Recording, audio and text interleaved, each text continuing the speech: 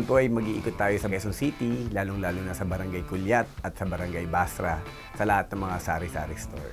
Dadalawin natin yung mga ating mga kababayan na mga nagtitinda ng San Miguel Pale Pilsen para makapagpasalamat sa pagtangkilik, sa patuloy na pagtangkilik nila dito.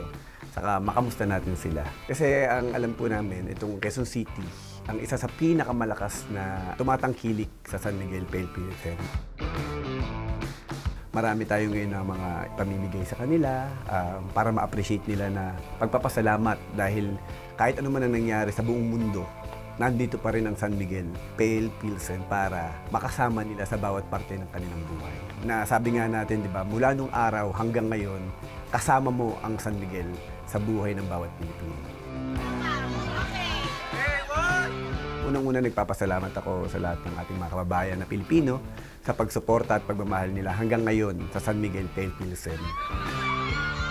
Salamat din dahil nandito ako ngayon bilang ambassador nila at sana magtulong-tulong na mas tangkilikin pa natin ang mga produktong Pilipino.